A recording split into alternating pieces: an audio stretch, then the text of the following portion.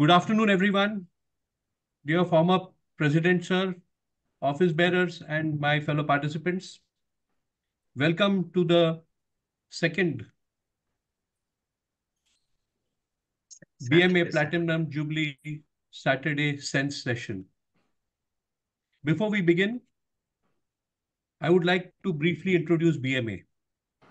Established in 1954, celebrating its Platinum Jubilee this year, BMA is among the first management association in India that promotes management thought and practice, collecting and understanding best from across the world.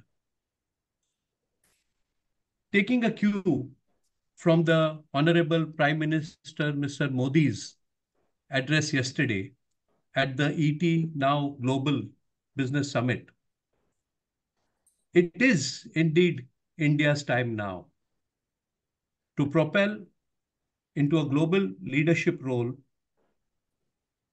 We are blessed with a conducive ecosystem, almost conniving in our favor. It's time to consolidate, create, and carve a better living for all of us through innovation, discipline, commitment, and efforts. BMA has an enhanced responsibility of keeping pace with the developments and looking beyond for a clearer vision on behalf of all of us. We therefore need to endeavor to bring to you insights on relevant emerging trends, technology advances, and potential business opportunities. BMA as a catalyst to help manage change, being a not-for-profit organization that has been gracefully supported by top corporates, urges you all to become a member of BMA if you are already not one.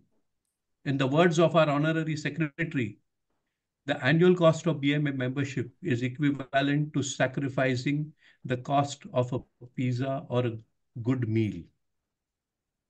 So it's an extremely reasonable deal. Food for thought. As India's economy grows and prospers, corporate governance will be the key to ensure its health and competitiveness. Having seen some major lapses, the government has taken steps to implement measures to improve corporate governance. Today, corporates are required to have significant ratio of independent directors on board. The role and responsibility of independent directors has been redefined robustly, making them critical to good practices. As we move forward, the requirement of qualified, experienced, and well-trained independent directors is expected to increase geometrically. It's time to understand the challenges and opportunities facing the present, practicing, and future aspirant independent directors. To help us get a fair knowledge of this, today we have with us Mr. Vikesh Wallia, an eminent expert in the area. Having spent 4 decades in management of strategic and operational roles across corporate sectors spanning from FMCG to media and beyond in various capacities. He also has the distinction of being the regional director of Institute of Directors, Western Region for many years, thus contributing to board training, appointments, certification, and mentoring of many corporates and individuals as well. He brings to us his package of vast knowledge and wisdom in corporate governance. Keeping in mind the various audience that we have today, small but qualitative, I'm requesting Vikesh ji to take us on a journey from the basics of becoming an independent director to developing the core competency to keep oneself relevant, vibrant for future governance roles. I will request all participants to kindly keep your mics on mute until the Q&A session. And in the meanwhile, please post all your queries in the chat box. Vikesh ji, a warm welcome and over to you.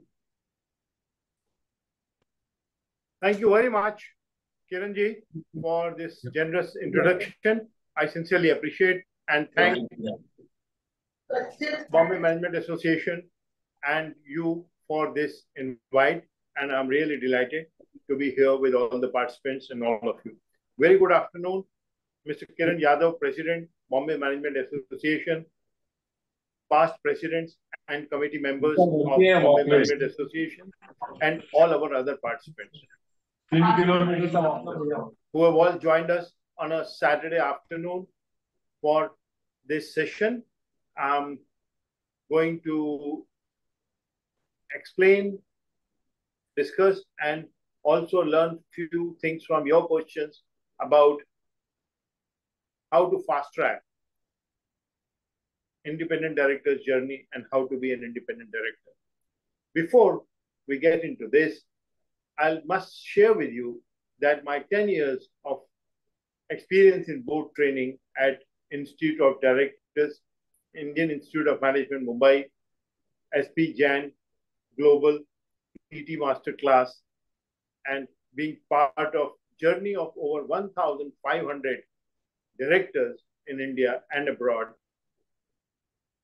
I have had all kinds of interactions at an early stage when people think of getting into independent directorship.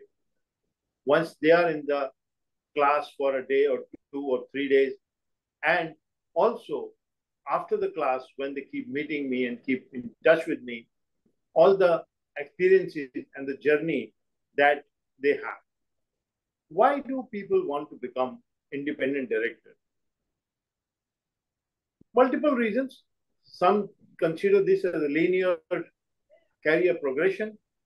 Some consider it as premature retirement plans. Some consider it as post-retirement plans and a second career. Whatever is the reason, why this bigger need for independent directors, and what is the purpose of having or talking about independent directors? I'm going to touch upon this subject, the total topic of today, with 4 pointers. Number 1, why bigger need for independent directors, role and responsibilities of independent directors.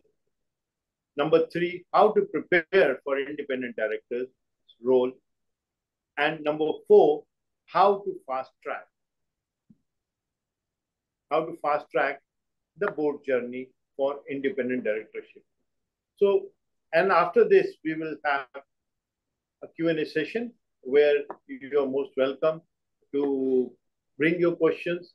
And that is the most important thing, because your questions will only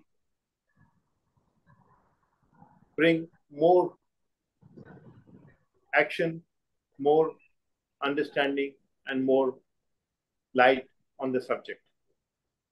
I'll try my best to answer all your questions, and let us make it participative program instead of just a one-way talking. I don't have a presentation. I just have a talking with you all. And what is this talking about? First is, why bigger need for independent directors? Now, this question is everything. Because if there is no need, why there should be so much of talking about independent directors? The main reason for this need is the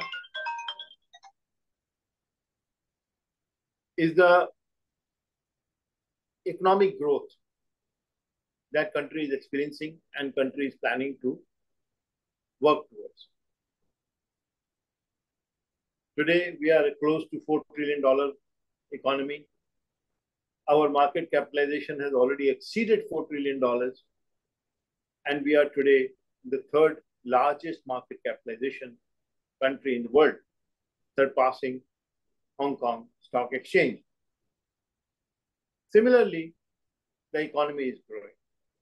If the economy has to grow, it would need to be very, very competitive at global level.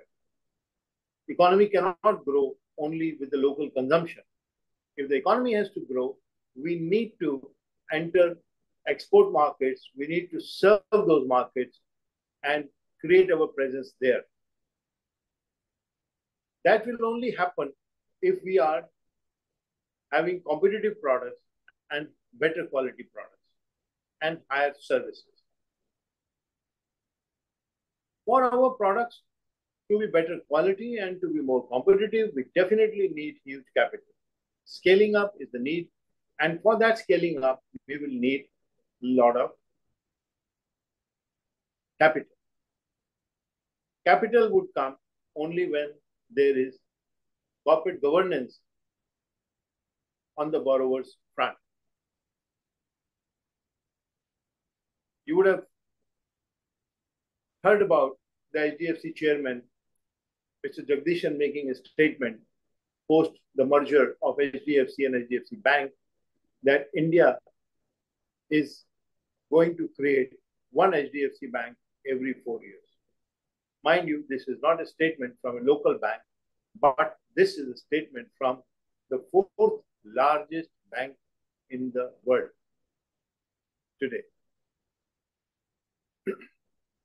If that has to happen, HDFC will have to create huge governance requirements served not only for the borrowers, but also for the investors, depositors, those who will come and put in their money.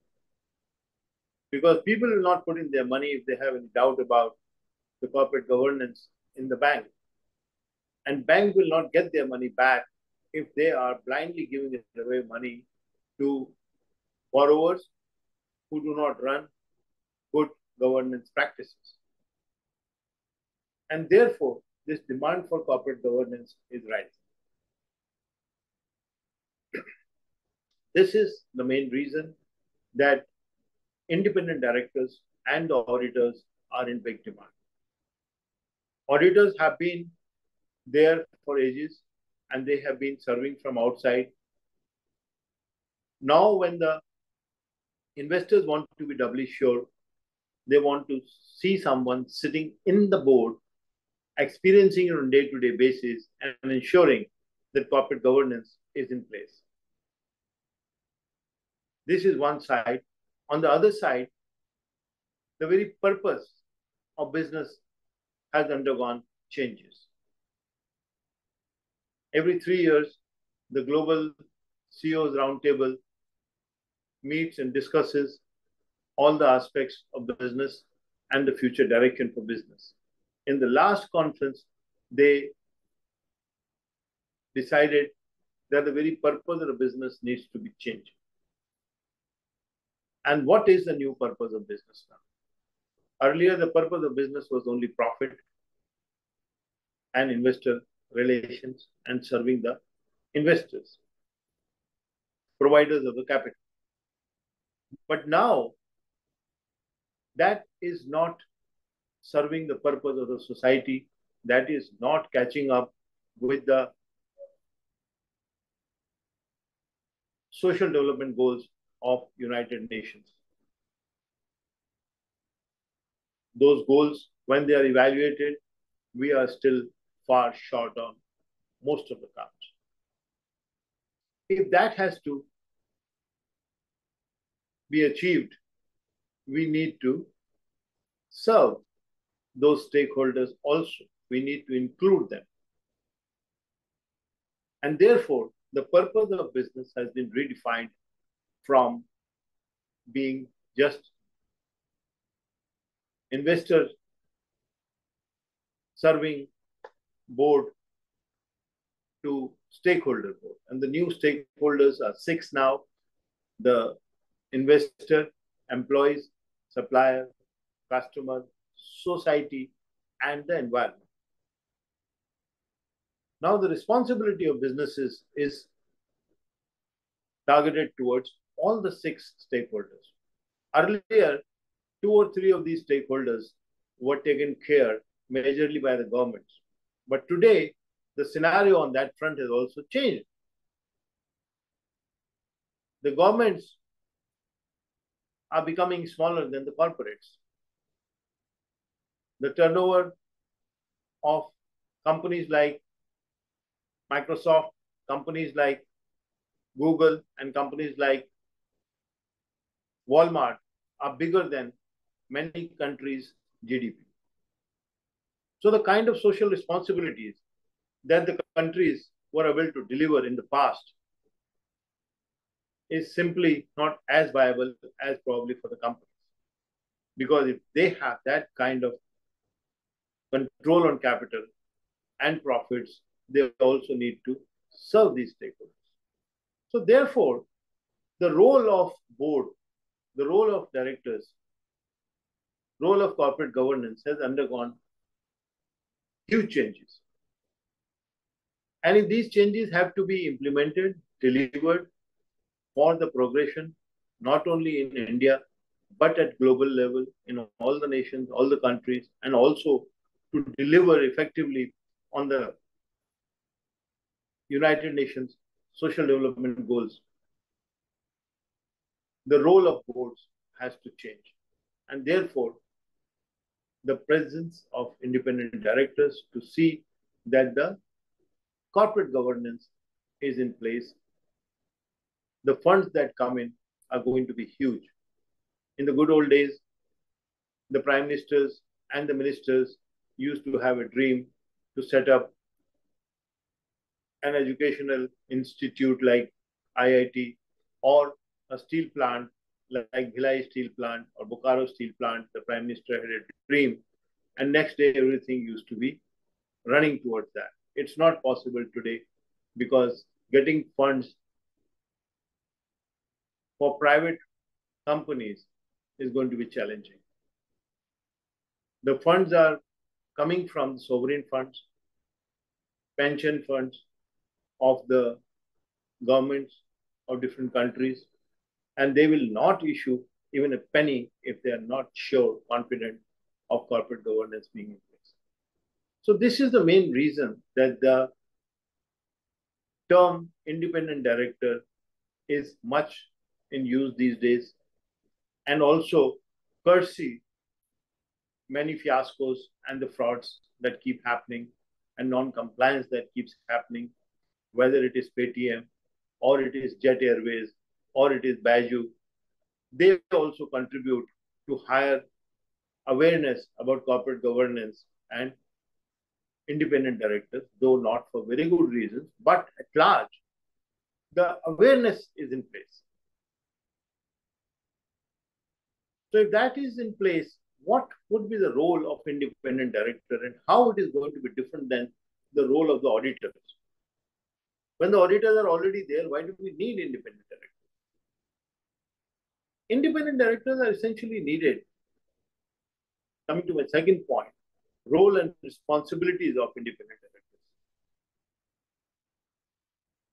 The key requirement of the company today is, number one, its reputation should be in place, as all the market capitalization that is coming up is more of a result of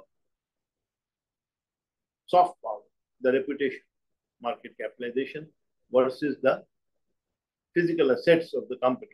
In the past, majority of the market capitalization was a product of all physical assets. Today, it is the soft power, the power of brands, the reputation of the company. Companies like Amazon, companies like Walmart, or companies like Google, their physical assets are far less than their reputational assets. So the first responsibility of the independent directors is to ensure that the reputation of the company is protected and they can enhance the reputation of the company, which will ensure that there is greater trust for the funds to be made available. How does that happen? For an example, Mr. Ganesh Natarajan joining the board of State Bank of India, overnight the fortunes of the bank changed. Because Mr.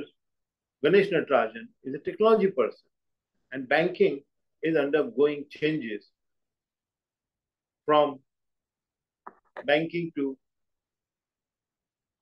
fintech. It is not anymore just the banking or opening up a branch.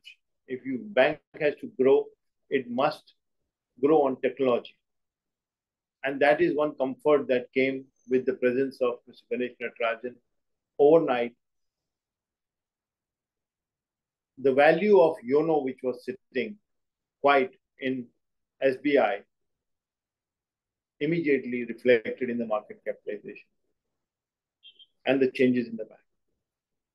So, independent directors do add to reputation in many ways. So that is one important aspect. Second aspect is enhance the corporate governance within the company. While the auditor's role is more on the legal side, ideally it should be the fiduciary responsibilities of independent directors which are in greater demand and light. That is an area where independent directors have to contribute. And if you will see all the fiascos that have happened in Paytm or in Baju, it is not for the lack of knowledge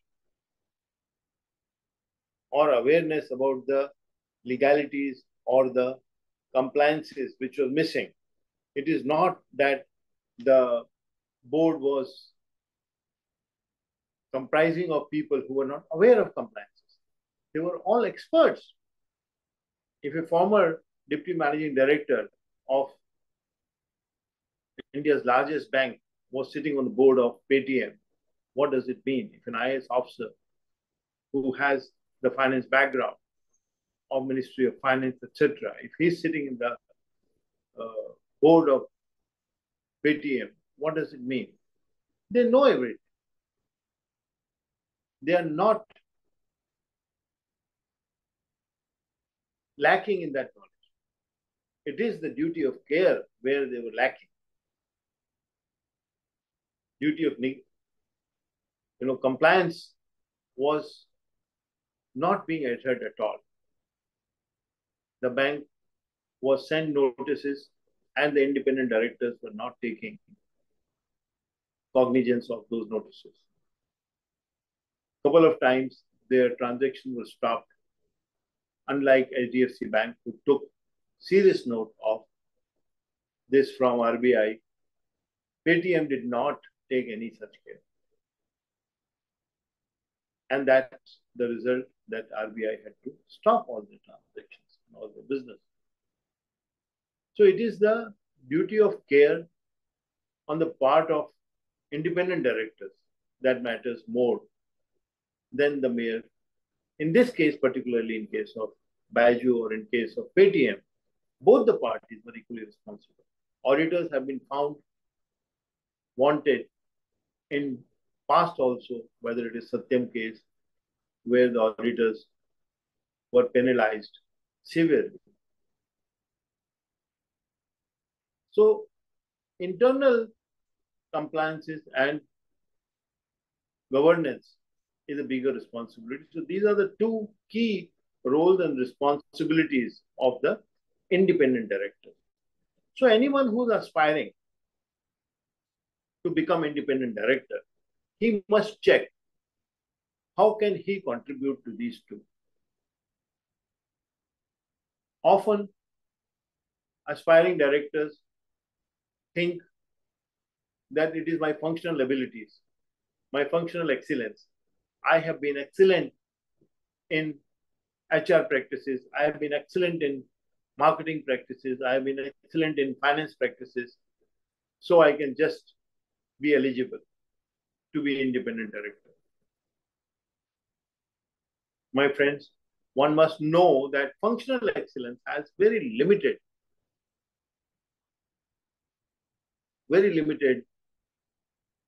asset in building an independent director's career. It is these two things. Will you be able to add reputation with your networking, with the investors, with other areas, understanding the macroeconomics of the business from your sources, bringing that knowledge every day every meeting to the board. Then you are welcome. Do you have the deeper understanding of duty of care? Compliances, to expect that independent directors would be knowing more than the company secretary or the CFO of the company is unfair. The chief compliance officer in the company and the CFO, they know well, they know deeply about compliances. Softwares are available, programs are available, they give you the tick marks, whether you have done that taxation, this thing has been done or not. All those things are coming up on the screen. It is so simple. Knowledge of compliance has limited role to play.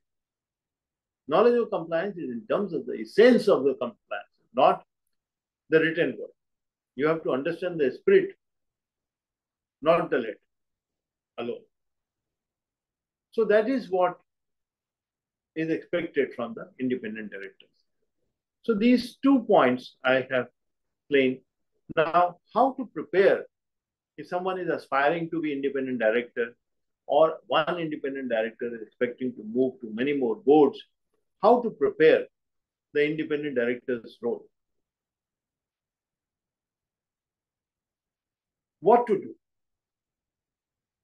This is more for aspiring directors.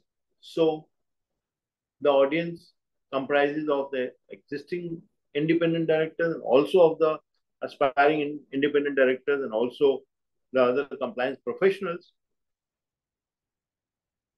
Let us focus on the aspiring independent directors for a while and let us understand what starts their journey. If anyone is aspiring to be independent director, how should he start? Where should he begin to be an independent director?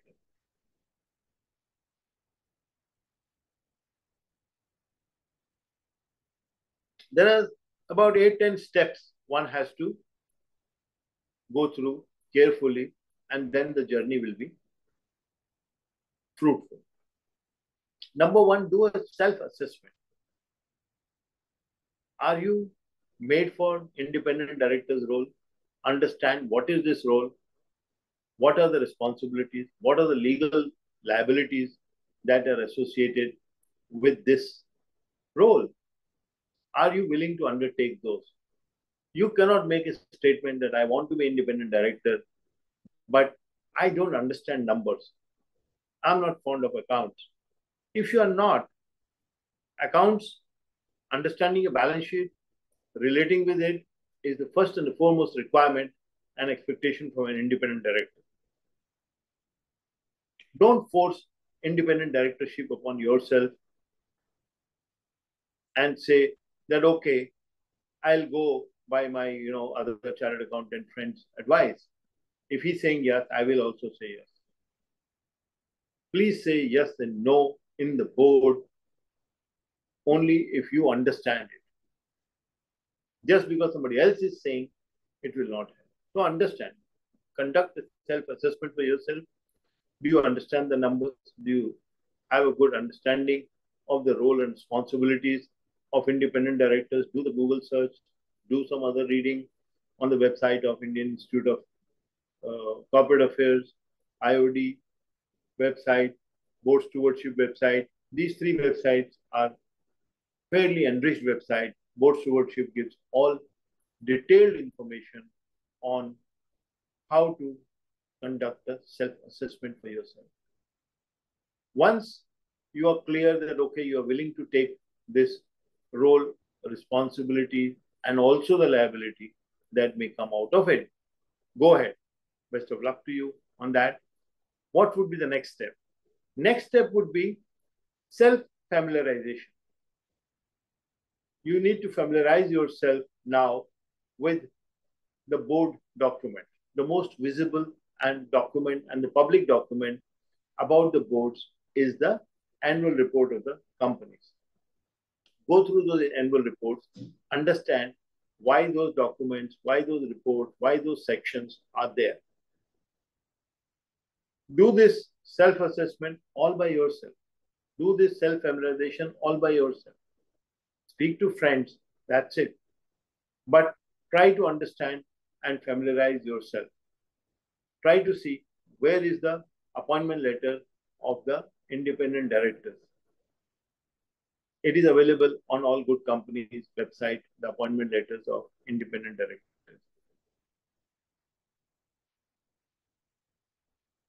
How many sections of reports are there? What is a BRSR report?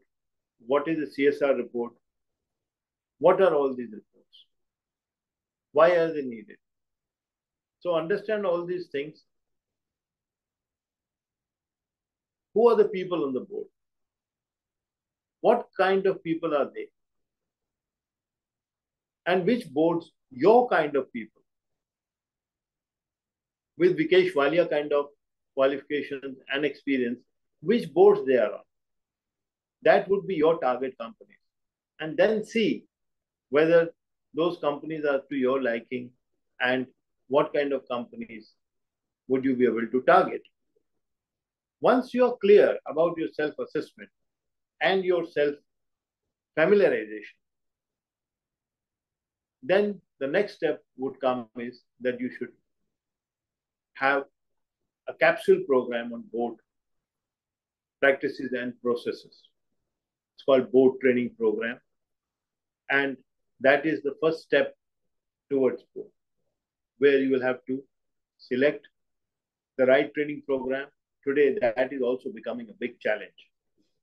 Because there is so much of demand for independent directors, there is so much of news around independent directors, various organizations have come up out of nowhere, and they are all claiming to be great board training platforms.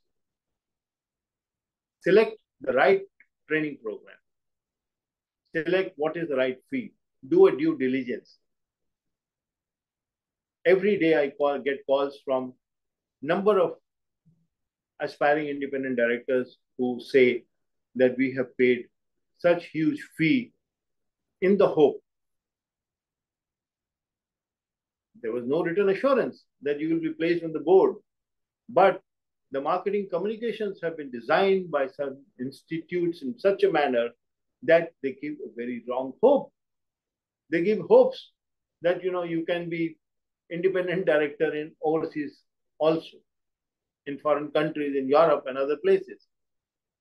You can be on independent director on multiple boards overnight. These are wrong hopes. You should not fall for it. And if you are unable to do a due diligence before spending your own money, my friend, you are also not going to be a good independent director. The purpose and the role of independent director is that every decision he takes has to undergo a certain due diligence. Which company to join? If you will blindly go by the pitch which the board search firm is putting on you, this company is doing very well, they're doing this, those board search firms are going to make money on you. Some mediator is going to make money on you. When the companies need independent directors, they would tell their chartered accountants, their company secretaries, or engage a board search firm that get us one independent director. We want a woman independent director, we want an independent director. Now, these people have got some financial interest in that. So they will do a wrong selling on you. They will do huge marketing on you, and you will end up signing the wrong board.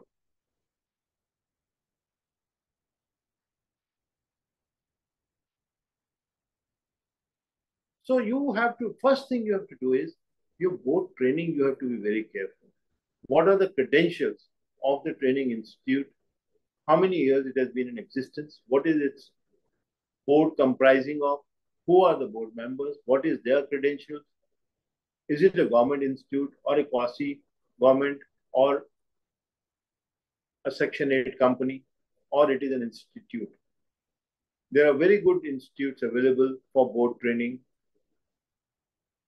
Government has got its own body, which is IACA. Then the oldest training platform in this country is Institute of Directors. And IICA website has got partners listed there. Why go outside them? These are the best names. Apart from these partners, also highly credible names are there. Hunt Partners have been conducting programs for last probably 10, 15 years or more. KPMG has been running a program for board directors. ISB runs very good board training programs. Even some other organizations like IM Bangalore, IM Ahmedabad, they are running open board training programs.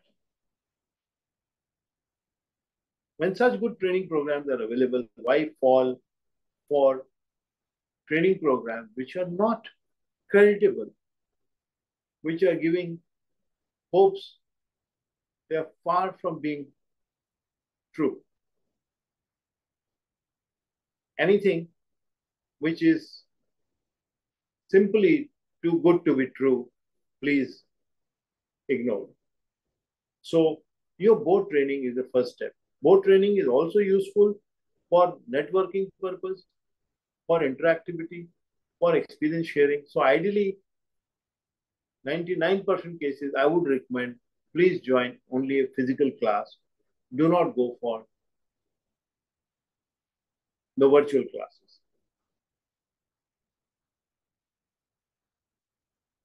I know good organizations like IOD also conduct virtual classes, physical classes, or organizations like ISB also conduct virtual classes. They also conduct physical classes. I would recommend go for the physical class. But do a good due diligence. Do not overspend. Actually, the best training program which I recommend is the IICA's Data Bank Registration Training Program. It is self-learning. It is on self-learning mode. If you can't do that on your own, do not consider board training like your other basic academics where, memorizing was the way to success.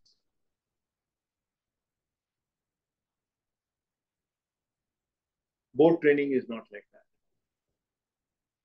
Board training is internalizing the good board practices and processes, and then only you will be successful. So take care.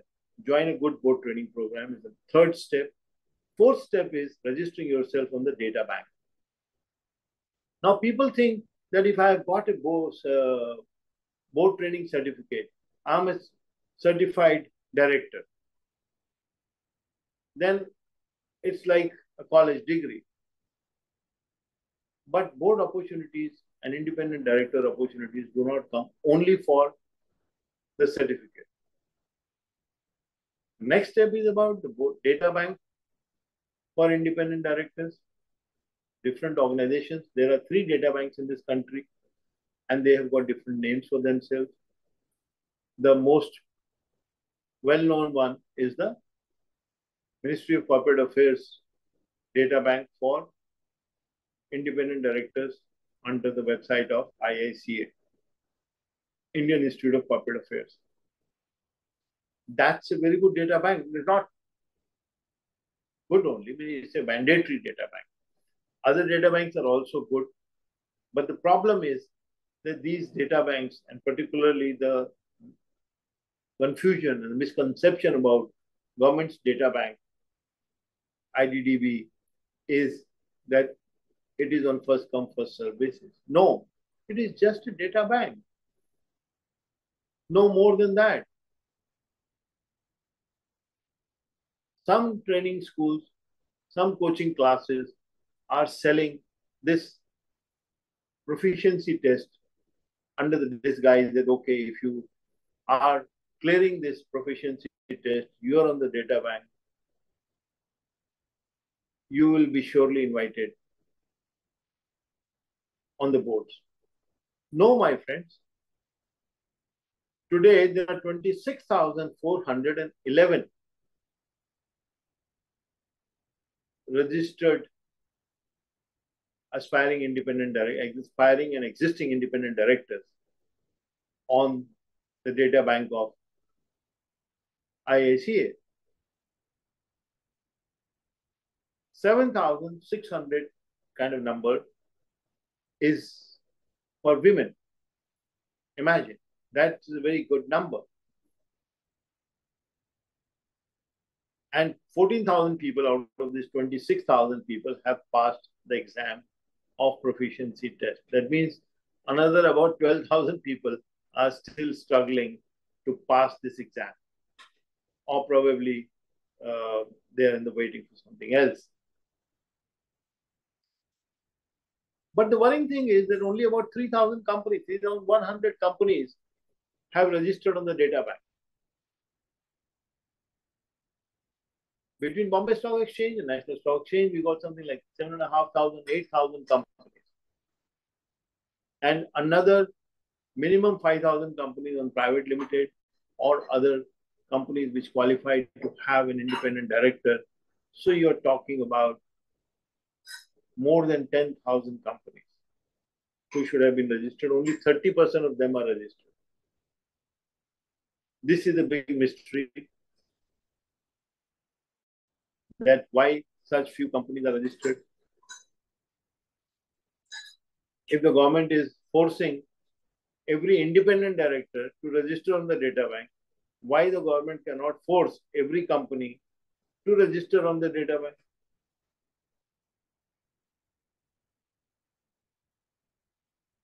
Let us leave it aside, but the number that I wanted to give you is that today we have more than 26,000 people registered on the data bank.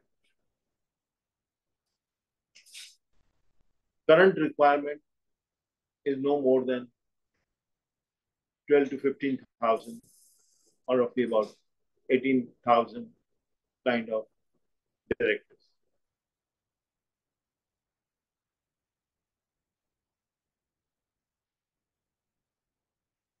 Some of them are holding multiple positions. So if you are talking about, say, they serve good many number of positions. So data banks are good. It is mandatory requirement from Government of India, applicable only to the independent directors, but not to the companies. So you can be there, but you have to go to the temple every day to get an invite from such data banks. There are other data banks, Prime data bank, databases there. They also have a data bank. Institute of Directors also has a data bank, but none of them comes out with a report that how many people have been appointed through our data bank, or even they can find it out. They can find it out that who was not an independent director before registering on our data bank and has now become an independent director. At least that data should be there. But none of them would share any of these data. So one has to live with it. One has to live with it. There's no choice. But don't be under any such misconception that data bank is employment exchange. You will get a job on first come, first serve basis. Some new training institutes, some training bodies, and some individuals who are into board training, claiming to be in board training, are giving this assurance and promise to people that once you are there, you will be automatically invited. There is no automation in this. You have to work hard towards getting an invite for a board seat. So once you have done your board training, you have registered on the data bank of independent directors, then comes, what are you going to get into board for? Fifth point is most important. What is your personal positioning for the independent director role? Because board as such has no work. All the work of the board is done mostly through the committees. Some other work is also there, of course, but most of the key work of the board is through the board committees. So which committee will you be able to contribute to? That is something you need to know. You need to understand that, okay, I'll be able to contribute to audit committee because I have the audit experience. Some people say that I am in sales and marketing, I can handle CSR. Why? Because I attended a CSR training program. I have a certificate in CSR training. My friend, your expertise will be recognized only when you have enough experience in that domain and you have enough academic qualifications in that domain. If you do not have academics in social work and work experience in social work, you are not an expert. You just can't push yourself into a CSR committee role. You think that's the simplest committee? No. ESG committee, everybody today I meet is talking about, I would like to get into ESG committee. Okay, the G part of it is okay. Governance, I can understand it's about compliance. But E and S is not simple. It's not simple. You need special qualifications. Until unless you don't have at least one good qualification, two qualifications, you don't qualify for the ESG committee. Risk management committee, you need to qualify. You must have special qualifications on risk management. You must have experience. If these two things are not there, you are not fit for that committee. So you have to identify. This is the most important aspect. First is self-assessment. Second is self-familiarization. Third is board training. Fourth is data bank. And fifth is the most important one, which is personal positioning. You have to pitch for a board opportunity for what? You have to make a statement. I'll be able to contribute to audit committee. I'll be able to contribute to risk management committee. I'll be able to contribute to so-and-so committee. So please clear your head. Do this discussion with some experts. My number is already there with most of the people. You can connect with me on LinkedIn. You can speak to me anytime for 5-10 minutes. My calls are always open, but not for more than 7-8 minutes. I try to limit my calls. So if you have a specific question about this, this is the most important thing. Because if you are not clear in your head and the other person who's going to see your CV is not clear, what is this guy for? I also get calls from various companies and boards. Wallia sahab, please get us one independent director. Arey bhai, independent director kya? You want a woman independent director? You want a CSR committee member? You want an audit committee member? नहीं कोई अच्छा सा दे दीजिए. ऐसा नहीं होता. Companies are also not very well prepared. Individuals are hardly prepared. So prepare yourself well for the board committee and pitch for that committee. Create your credentials in that with your academics, with your experience, and with your visibility. These three things have to be there. You must have good academics in that domain, risk management. You must have good work experience in risk management. Any type of risk management, geopolitical, finance risk, reputation risk, whatever it is. NRC committee, you must have good HR experience. Stakeholder relations committee, people from sales, marketing, and from communication domain would fit in best there because they have to maintain good relations with all the stakeholders. Today, the number of stakeholders is rising, and there are proxy advisors and there are, board investment analysts who are monitoring and questioning various relationship aspects. So if you are into sales and marketing, public relations, communication, then you should pitch for stakeholder relations committee. If you have HR background, you have social background, you have been contributing in that domain, then better get into CSR committee. ESG, those having special qualifications in environment and social work or for governance, then they should pitch for ESG committee. Audit committee, only the audit experts are welcome. And if they are not audit experts, they should have at least good sound knowledge of understanding the balance sheet, understanding an auditor's report, and what is the red flag for. So this is the next thing that you have to prepare, number 5. Basis this, you will be able to create a CV. Now your board CV is going to be different. Non-executive CVs are different than the executive CV. The keywords of executive CV are, I did this, I did that, I executed this, I achieved this. It is non-executive CV are not about I. It is more about we. It is more about collaboration. It is more about being an influencer.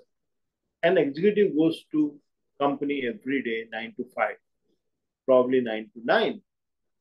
But an independent director goes to the company once in 3 months.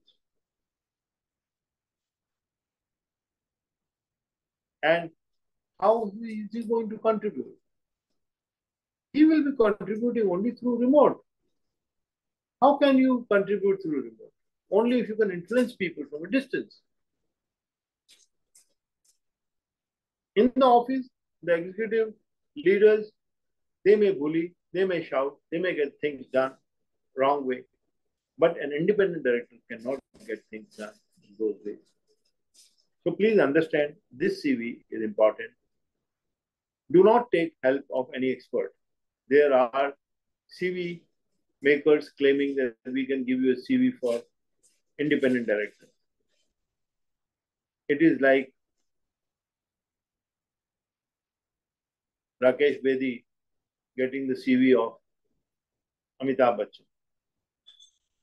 No way. Rakesh Bedi needs his CV. Amitabh Bachchan needs his own CV.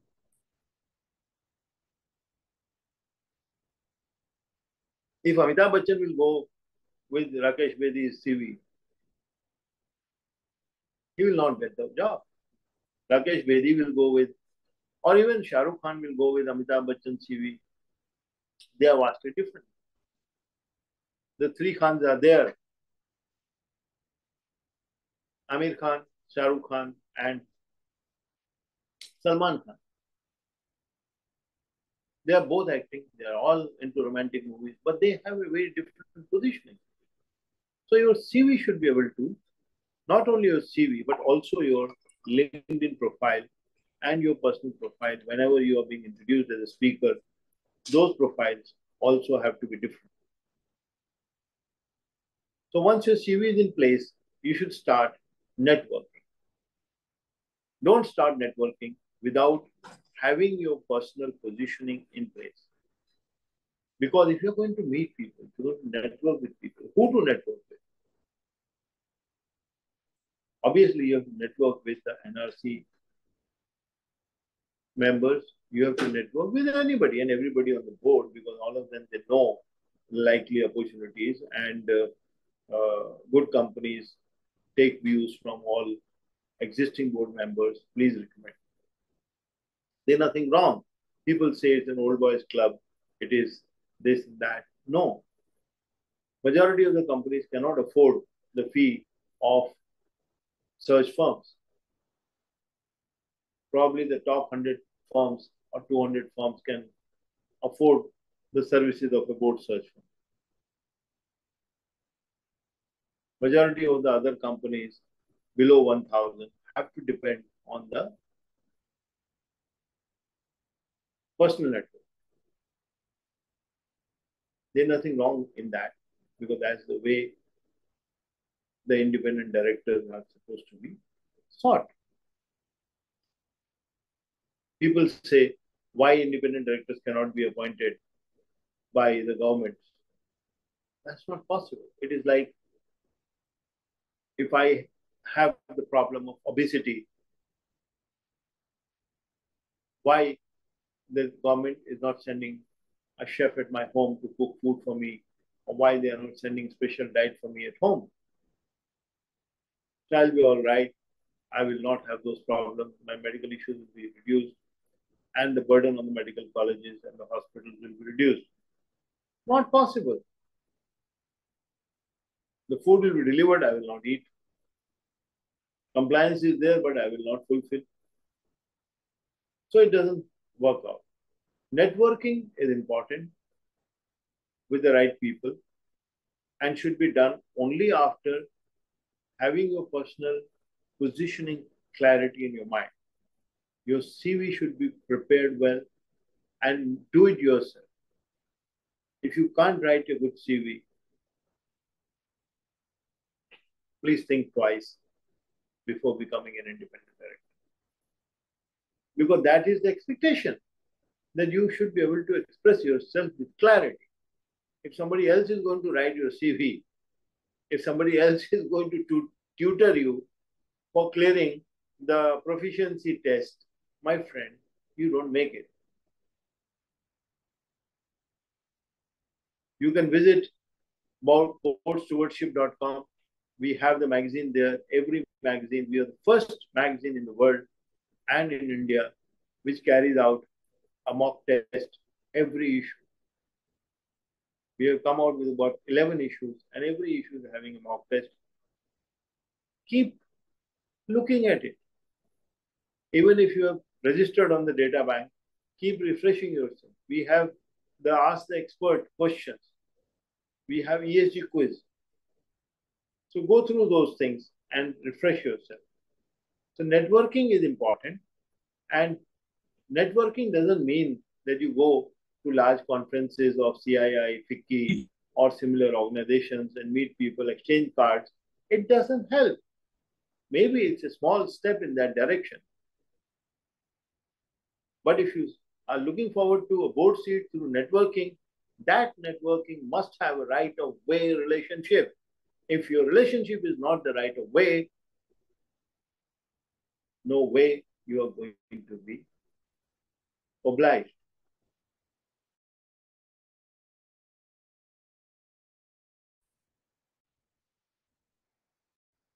In rare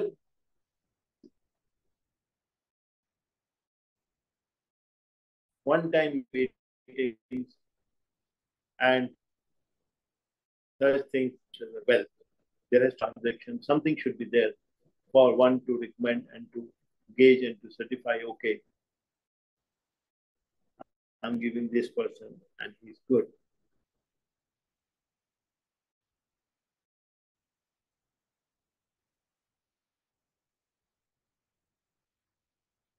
Once you're networking, go for due diligence. If some board opening is being advised to you, you have to go for due diligence. Depending what is this company, last 3 years, how has been the bottom line, top line, debts, any defaults, any other issues, you should be able to see and understand yourself. If you don't have the capability to understand these balance sheets, please do not force independent directorship for yourself. Everybody is not supposed to become independent director. I know Mr. Kiran Yadav will say that, Mr. Wallia, I got you people to listen to how to fast track and how to become an independent director, and you are advising like this also. Yes, Kiranji, it is very important. I'm not. Everybody is not supposed to sing and dance. I'm not thinking in that way. Some people can dance, and we must respect each other. No, I think the points that you are making are so absolutely valid that it will make everyone aware and introspect, because independent directorship is a whole lot of responsibility, and with the new rules, which you will obviously explain, you can't get away by being mediocre. So I'm glad that you are bringing this up front, but I'm sure at the end of the day, you'll also be able because I was repeating it, I thought I must take your permission for this. Please go ahead. So once you have done the due diligence, the next item that comes is what is my package. Today, that is another fraud that is happening. If there is one indiscipline that is happening on board training, all kind of promises are being made. You will be surprised to know that many of the companies are hiring independent directors for the work of a consultant. A consultant is available at a much higher fee, but an independent director is available at a much lower sitting fee. So please be careful. Know what the person is hiring you for. He may give you 20,000 rupees for your consulting and advice, which is worth 50,000 rupees a month. And he will end up giving you 20,000 rupees, 50,000 rupees for a board sitting fee. Whereas you are giving him service, which is worth 50,000 rupees a month. So please be careful and gauge that. Understand, I can't say anything on this because it's your personal choice. You want to be independent director and not a consultant. But in the package, please ensure that you get the DNO. DNO is very, very important. Today, the way stock market is going up, more and more IPOs are coming. The speed of SenSex is so high that it worries. And it worries me for the independent directors. I'm not as much worried for the people who are falling to the greed of the rising SenSex, but independent directors. And I must tell you, it's a very, very disturbing fact that the top 1,000 companies have lesser women on their boards, and the bottom 4,000 companies, 3,000 companies have more women directors on their boards. Because they think that, okay, it is easier to invite women directors because women think that we are entering as a right in the board as a woman. That's right. But it gives you no extra privileges. Liabilities are the same. A murder is a murder, whether a woman commits or a man commits. A crime is a crime. So please be careful and avoid signing any independent director position without DNO. This is the directors and officers insurance policy. And this policy should not be only for the tenure of the board, but for lifelong, because you can at any point of time be dragged into this even after many years. Fortunately, not many independent directors have been arrested. Not many of them are behind bars. Fortunately, it is only the promoters like Naresh Goyal who are shown crying and not the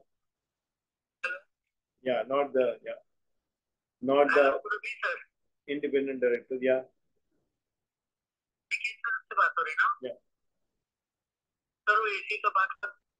So, independent directors have to take care and package should be negotiated well. Then comes the onboarding. Onboarding is also very, very important. You just can't be blindly standing and joining a company. You have to interact with all the stakeholders.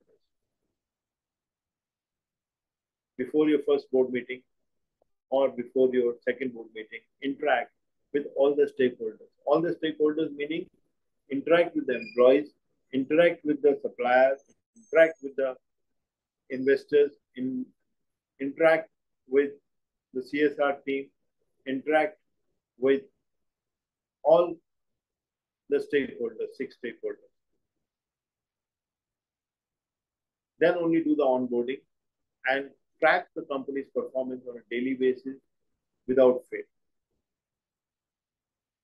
Every day, even twice a day is not bad. You must track every day what is happening in the company, if there any public news or anything, you should be very, very cautious. Recent past, one of my friends came calling and his company's promoters have run away to Dubai, leaving behind the independent directors and asking that the independent directors will be running the company. What a funny situation. So one should be very careful. And finally comes the resignation. While appointment is important, resignation is also very, very important. Whenever you have any difference of opinion, whenever you have any dissent, you must register it and record it. Keep it with you.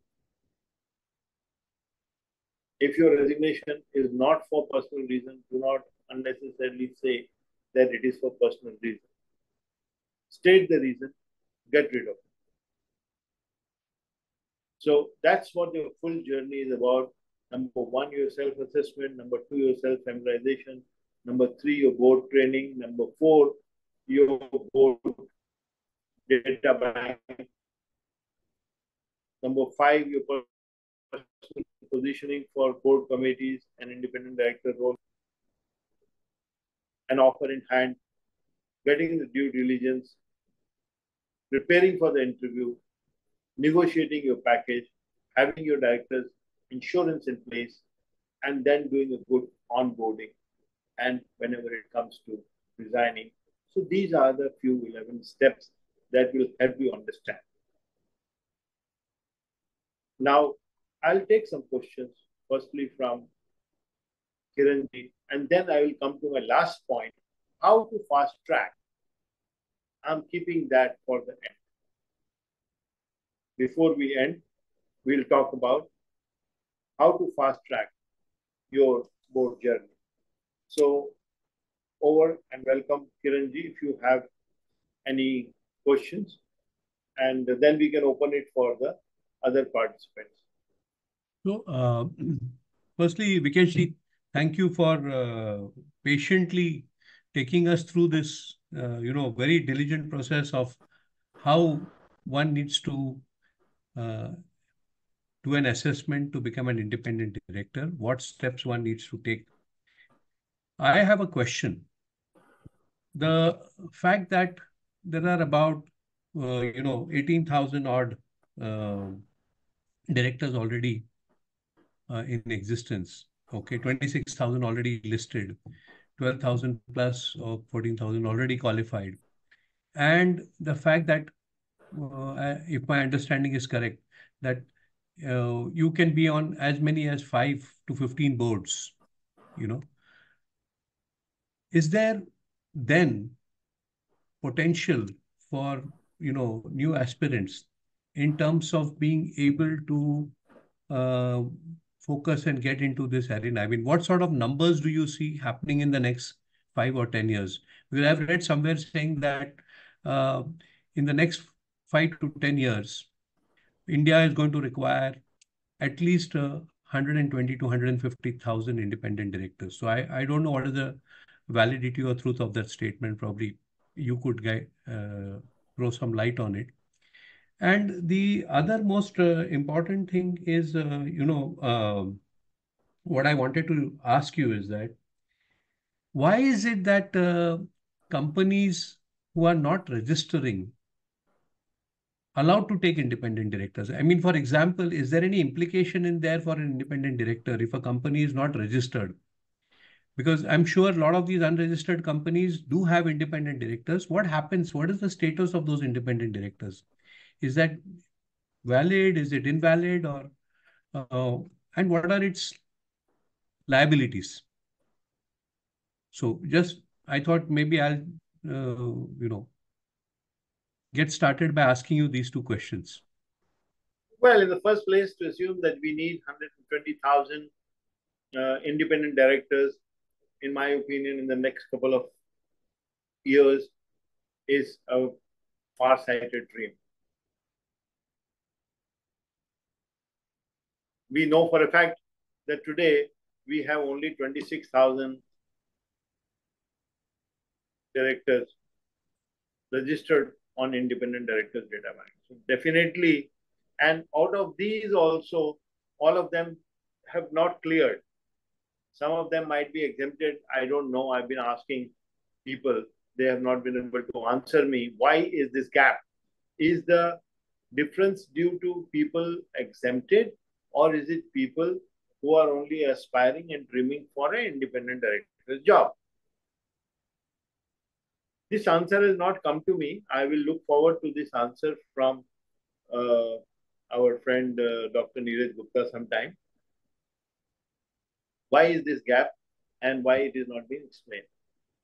True. Now, government funnily has formed this rule that all aspiring independent directors and existing independent directors will have to be on the data bank.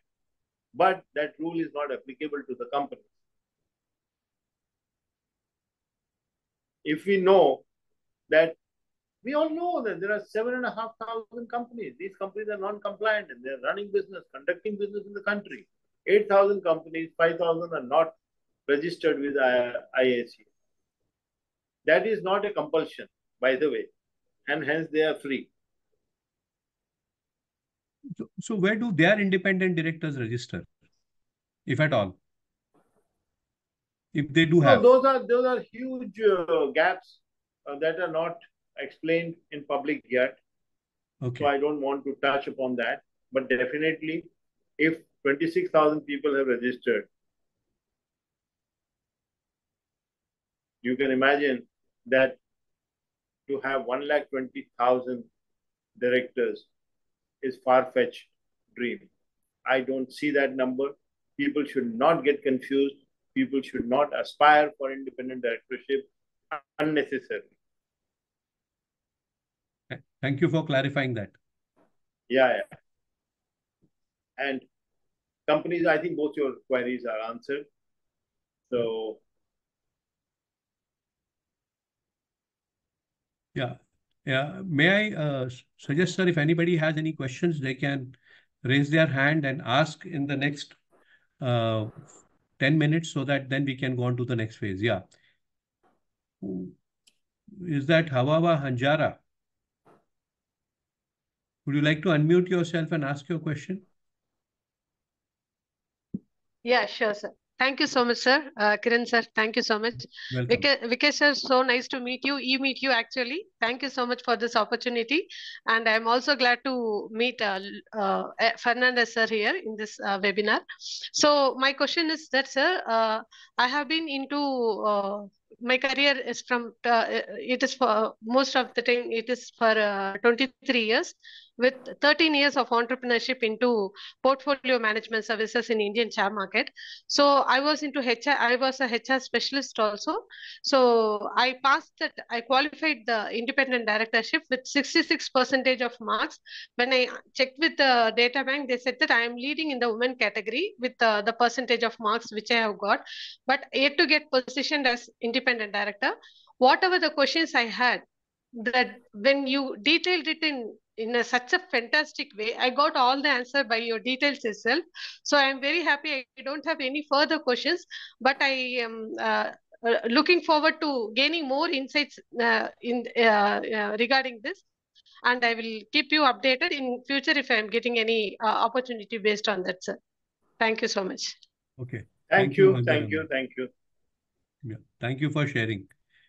Thanks. Indranil Ghosh, sir, would you like to? Yeah, sir, first of all, this is a very, very new subject for me. So maybe my questions, whatever I am asking to Mr. Wallia, you may feel it very Dumbo question, but still I would like to ask it because I do not want to keep any confusion in my mind.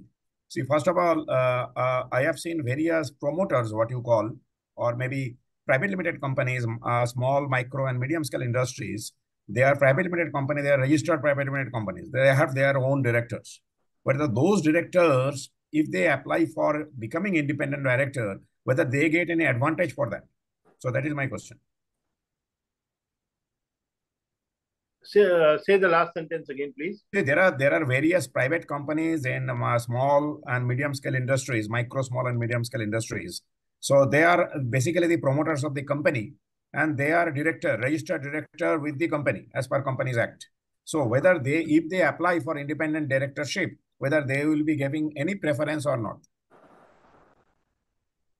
If I understand the question, Vikesh ji, yeah, what he's saying is, I got it. Yeah, okay. There is no such preference for anyone.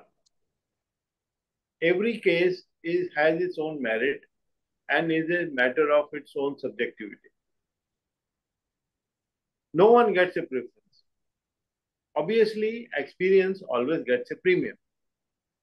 So those who have even a private limited company experience for a few years, they will be considered as people who are familiar with the balance sheet, with the understanding, if they have been part of audit, etc. To that extent, they will get an extra weightage. But in the personal interview and personal assessment of those individuals, it is not in general that they will be given a separate classification. I hope I have explained this to you. Right, sir. Thank you very much. So you are having a recent interest in boards? Yeah, I am already director of one private limited company and one charitable organization, charitable company actually, registered company. I am director in both the places. So whether I am eligible for becoming independent director or not, that is my question actually. Of course, I got the answer. You are very much eligible. You register yourself on the data bank of independent directors. It will help you more, and you will get to know more about this. I think what you have done is the best way to start the board journey.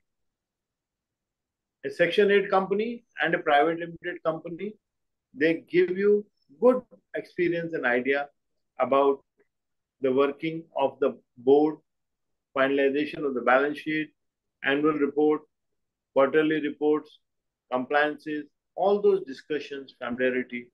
So I must compliment you. You have started it the right way. Thank you, sir.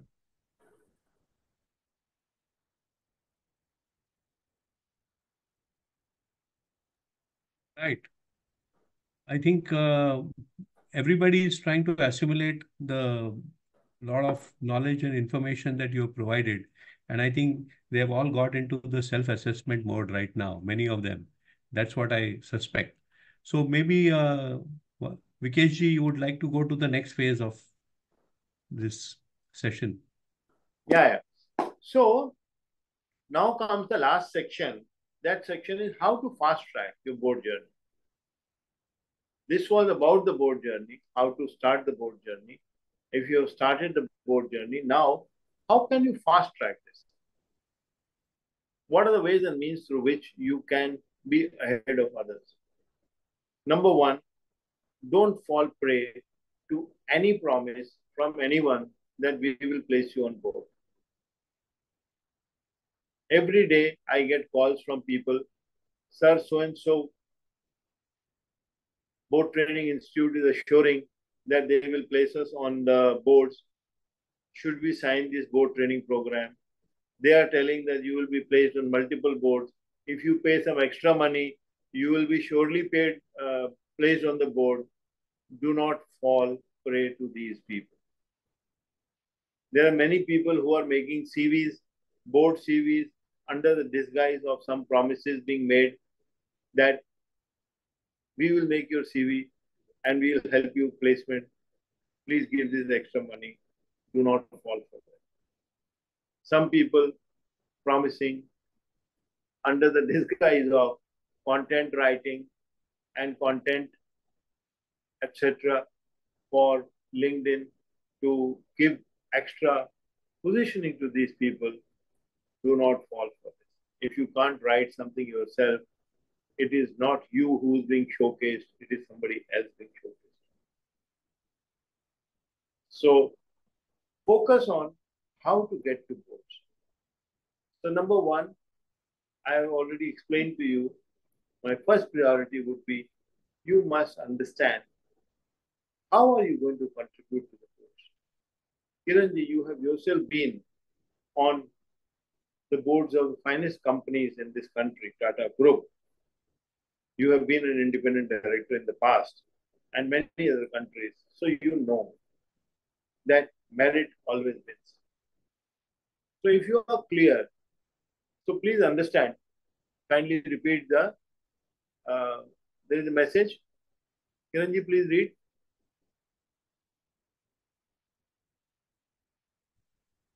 Yeah. They wanted to know the magazine where they can go and take the test, mock test. So I think the Board Stewardship.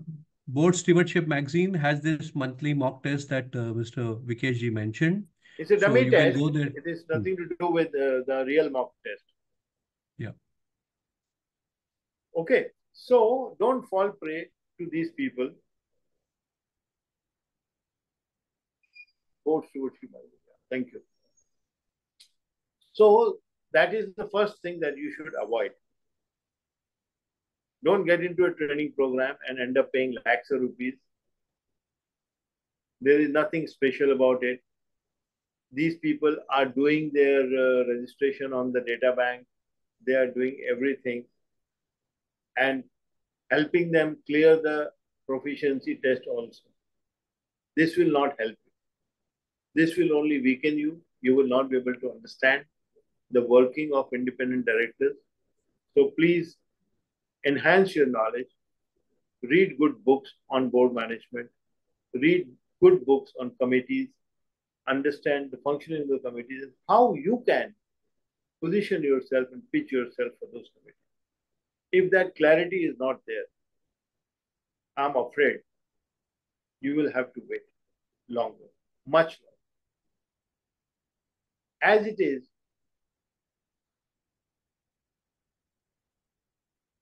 the board success is very, very difficult. It is time consuming. Number one, it is difficult. Number two, it is time consuming. And number three, when it comes, you have to be very, very careful. So that is the wrong side of it. That's the wrong side of it. What is the right side? How you can fast track? What to do? The only thing that works for board opportunities is networking.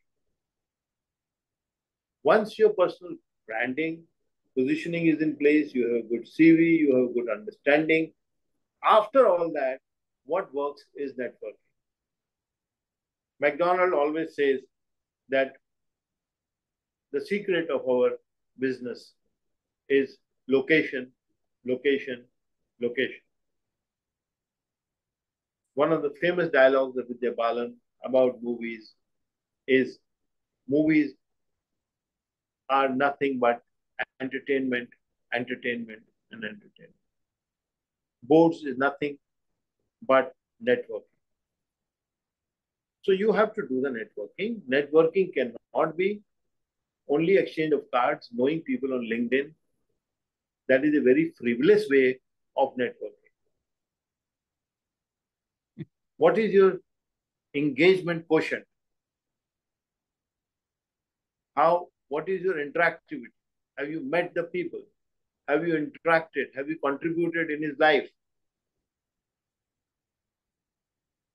Just go on liking or putting comment in LinkedIn, excellent, beautiful, lovely, wow. These are not the comments for LinkedIn. For God's sake, do not do that. You will get blacklisted. These are not the comments for LinkedIn. LinkedIn is somebody has made a point and you have to participate in that view, that observation that he has made. Are you able to write comment which others also like? Then you are engaging. If there is no engagement, there is no network. So that is the most important thing. Networking is important and it is not merely exchanging visiting cards or putting click, click, click, click, like, love, love, love. All these things, they are not meant for LinkedIn. Don't put your personal pictures family pictures on LinkedIn. So this is very, very important that networking has to be done. Now, how to do the networking? So there are two ways I have two strategies for fast tracking your board journey. Okay. What is the first one? First one is your networking. Who to network with, that you should know. How to network. So first thing is that you must know at least 2 independent directors. If you don't know, think twice before starting your board journey. You should know 2 independent directors. You should know 2 board search firms. You should know 2 CAs or CS, or you should know 2 good law firms. CAs, CS and law firms, these are the places where companies are born. These are the maternity homes for companies. These are the maternity homes for independent directors. Why? Because they are the first people to know.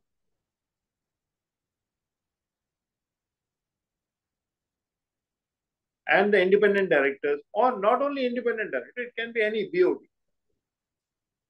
Any BOD, you should know. It can be executive director also. Ideally, independent director, because if you know 2 independent directors, so those 2 independent directors will be on probably 3 boards each. So what you're talking about is, by knowing 2 of them, you will have first-hand opportunity information about 6 companies. And not only 6 companies, those 6 people will also be on 3 company boards. So what we are talking about is, by knowing 2 people, suppose if you know 2 people who are on the board of, say, Hindustan Lever and SBI.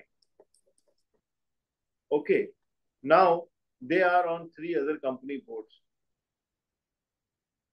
Find out which company boards they are on.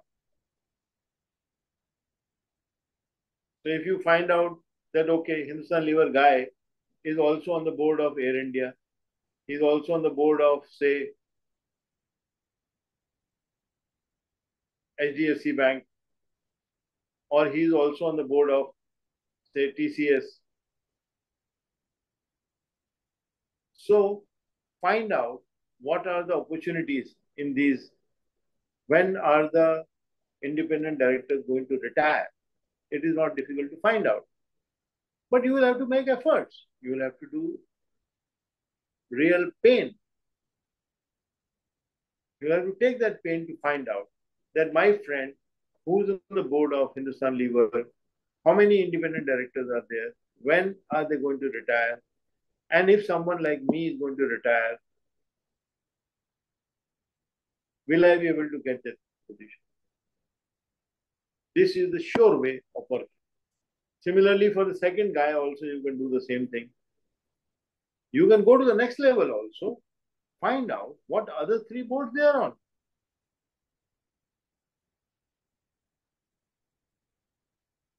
So those 6 companies also, you can find out the same thing. And also find out all the 18 companies we spoke about now.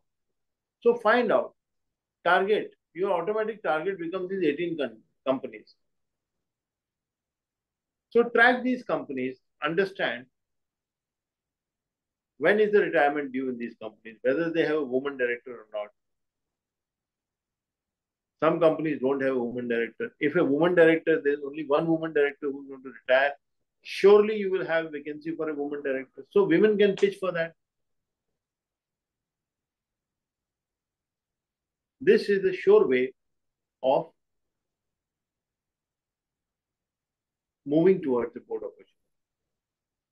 You should know either the 2 independent directors, or the board search firms, or the CAs or CS firms, or the 2 law firms. If you don't know at least 2 of them, either IDs and CAs, either IDs or law firms or law firms and CA firms. So two of them you must know.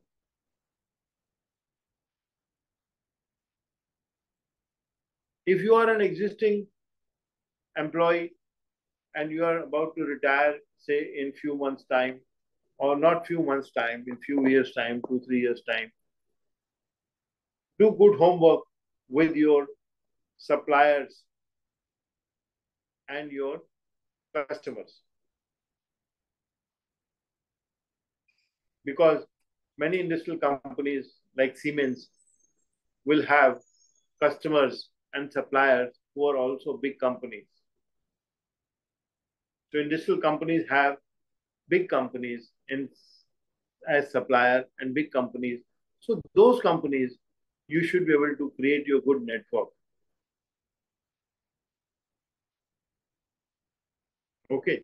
So that is the second approach that you can take. If you are an existing employee at the age of say 55 and all that, 60 years you're going to retire, or 58 you're going to retire, 2-3 years time, you can do good networking there. Definite networking. Earlier networking, I have already explained.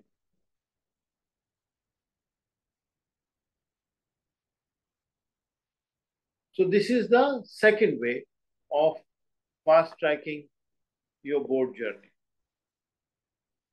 What is the third way? Third way and the best way and the sure way, I was keeping it for the end. Are we near the end or we have a question from anyone? Any question coming from anyone in the chat box? Sir? So there are none now. None? Okay. Yeah. So we are coming to the close. What is the best way?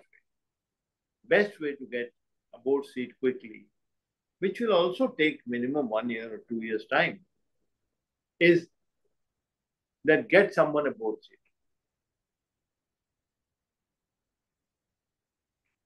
Now you may laugh at me, but within your own network, within your own companies, within your own groups, you cannot get a seat for yourself, but you can definitely oblige someone else. So don't hesitate. Don't regret. That in my company, there is a subsidiary company where an independent director is required and I cannot get that position. Please oblige someone else.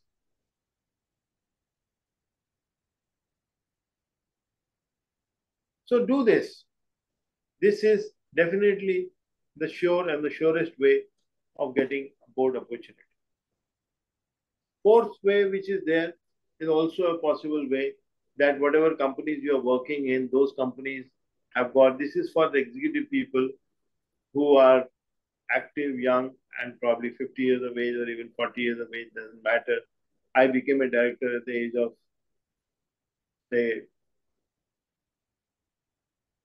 55 and 85. At the age of 30 years, I became a director in one of the subsidiary companies of the parent company. That time I didn't know what is this. All that I remember now is that I used to get papers to sign.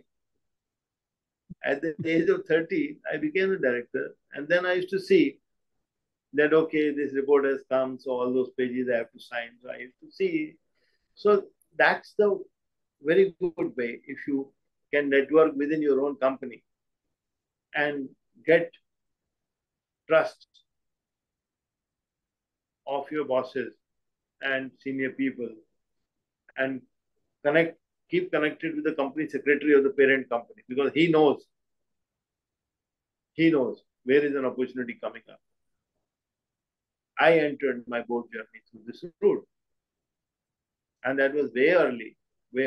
But those days it was a private limited company and all these norms and restrictions were not there. I'm talking 1986, 85 kind of time period.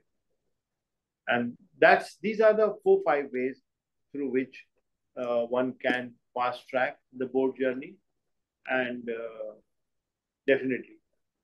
Okay. So thank you, sir. Thank you so much, Vikesh ji. I think if with your permission, I would like to share with all the participants who are still around. One question is there.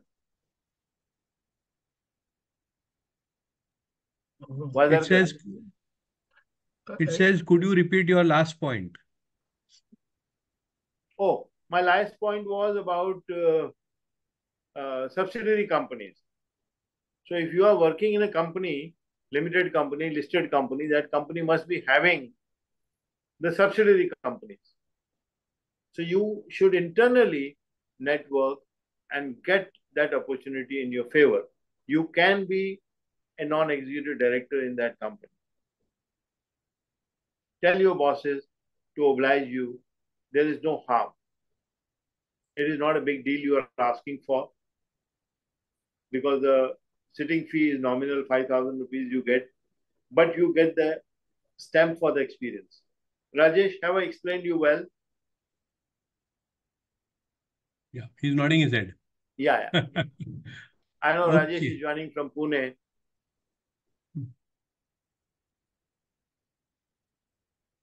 Okay. So, are there any more questions? If not, then if I may, sir, what I'm going to advise all these participants who are still around with us, that one of the best sure shot ways of trying to assess and get into a board position, if you're looking for one as an independent director, is to equip yourself with all the necessary knowledge and abilities and skills to be able to go about it. If many of you feel that you want to explore this possibility, then I'm going to request Vikesh ji to explore the possibility of doing a program at the BMA office, okay, for all those who are interested. And we could then take it from there and work out and see how feasible it is. So this is what I would like to, you could sign into our BMA website and talk to our executive director who's right out here, Dr. Jayan Karkar. And if there are sufficient number of interests, then we could take this forward with Vikesh ji to see how we can facilitate this process. And thank you, sir, for an excellent session. I think you have grilled it into us over and over again and again that this wonderful journey of being able to enjoy a career as an independent director can be very fulfilling and fruitful, provided you have all the right ingredients in place to be able to add value to the boards of various companies. I think you have very neatly taken us through this journey of explanation. And of course, I'm sure those who are interested, you'll also be in a position to help in various ways that your company does. I want to tell all the participants out here that every Wednesday, Friday, and Saturday, BMA invites experts and eminent people like Mr. Vikesh Wallia to come and talk on different topics. In fact, I was just listening to his last point. Our last speaker last 3 days ago was Mr. Sanjay Bhatia, who happens to be the Upper Lokayukt of Maharashtra state. And he spoke on a topic called meditation as a tool for management. And he precisely brought up this point saying that first learn to give before you get, you know. And I think the last point that Mr. Vikesh ji said, that if you can get somebody on a board, okay, that's the best way to start your journey to get boarded yourself. So with this, I would request again all of you who are not members to urge you to look at becoming a BMA member so that you get the latest information of what's happening around in the corporate world and in terms of management best practices. And also keep in tune, and you're free to join any of our webinars as and when we make them happen. It's either a Wednesday, Friday, or Saturday of each week. Thank you, sir. Thank you all for being such good participants, and see you soon. Enjoy whatever is left of this great week. Thank you.